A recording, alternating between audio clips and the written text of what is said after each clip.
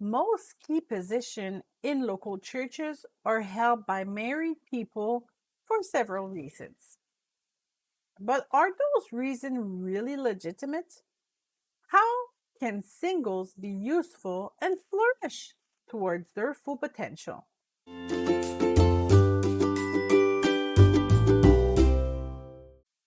This is often a source of frustration for singles. They want to get involved in a ministry and apply for a certain position, and married candidates get placed in front of them. For some, marriage becomes almost an obligatory passage to get involved in the kingdom of God, which is obviously not a good reason to marry. It puts unhealthy pressure to find a partner at all costs, or it completely extinguish the flame of a Christian to get involved. There are two sides of a coin, just like this problem. Let us try to reconcile these two worlds here. On one side of the coin, why do spiritual authorities fear singles? Okay. The word fear may be exaggerated, but there is actually some mistrust. We're not going to justify it, but explain it. Single people usually want to get married. Once they are in a relationship, their schedule is likely to change.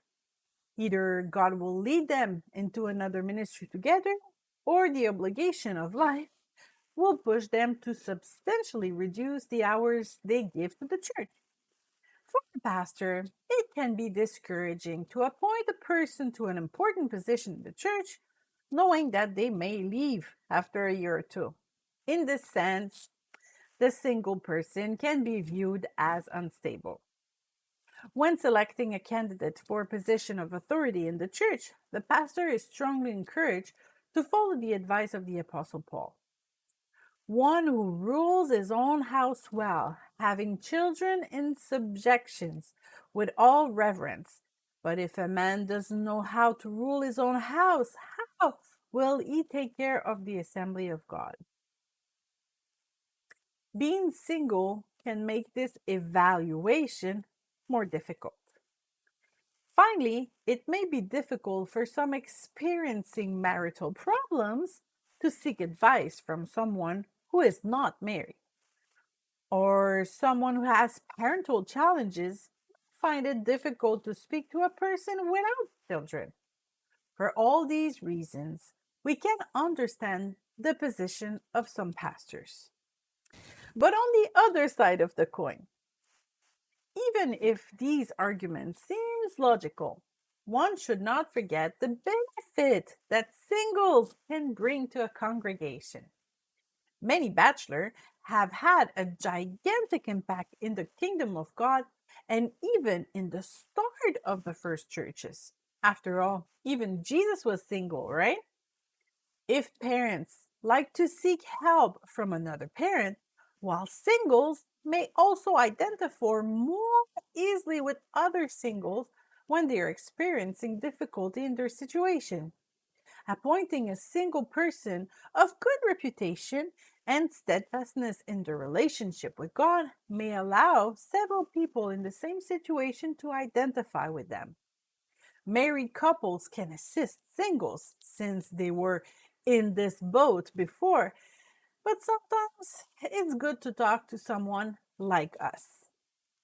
Most of the time, singles have more flexibility in their schedule and also more availability. It's quite an advantage when serving the Lord. The Apostle Paul also considered it as a gift to be single. But I desire to have you to be free from cares. He who is unmarried is concerned for the things of the Lord, how he may please the Lord. But he who is married is concerned about the things of the world, how he may please his wife. So do not be afraid of singles when it comes to establish a Christian in a position in your church. There are advantages and disadvantages on both sides. It's better to consult the Spirit of God than a marriage certificate when appointing a servant. And if you are single, don't be offended if you're not chosen. Respect your authorities and pray for them. Listen to the voice of God. You know, perhaps the reason for their decision has nothing to do with your social status, points to improve on. But if you're convinced that you were dismissed based only on the basis of your social status, do not criticize. You can always offer your service somewhere else. There are thousands of community or religious organizations ready to welcome you. Let God lead you and enter your calling now.